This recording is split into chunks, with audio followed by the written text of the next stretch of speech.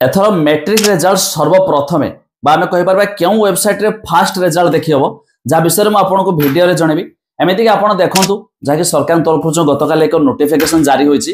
कि केतेबेले बाहर क्यों वेबसाइट रे बाहर से जनई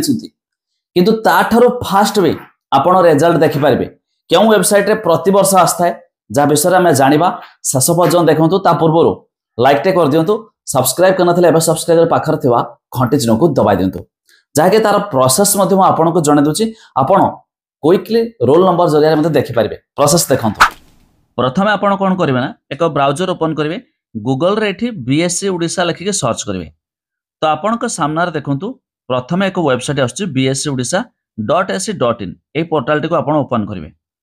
किंतु देखो जहाँकि सरकार जो कहते ये वेबसाइट रे आसो बोली आप आसला रीड मोर क्लिक करेंगे तो ये लेटेस्ट अपडेट रे आपको रिजल्ट आसो किंतु आम ये क्लिक हेयर क्लिक कले से आउ एक वेबसाइट को रिडायरेक्ट होता है तो सरकार तो कहते ये वेबसाइट देखिए बोली किंतु ताठारु आउ एक बढ़िया क्विकली सर्वप्रथमे फास्ट आपड़ देखिपारे से वेबसाइट मुझे आपको जनाऊँगी से वेबसाइट कौन ना आप गूगल रे सर्च करेंगे ओडिशा इंडिया रिजल्ट देखूँ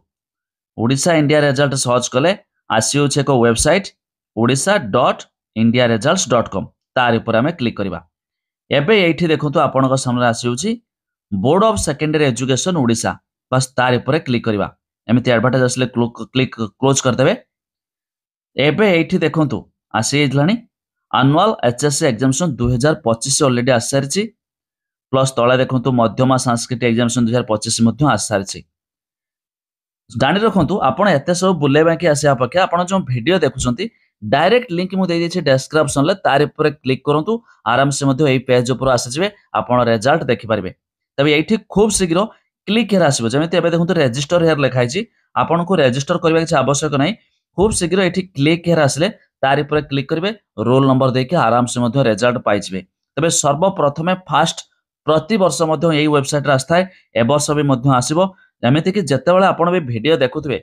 जितेबाला सब लोक मु अपलोड करिया मात्र देखुए किसी लोक दुई पहर देखिए किसी लोक बेलता देखिए तो आपड़ जितेबाला भी देखुए एटलिस्ट आम लिंक दीचु जो डेस्क्रिप्शन तार ऊपर क्लिक करूँ ये पेज को आसतु क्लिक हेयर आसला माने आराम से रिजल्ट देखी दिंतु।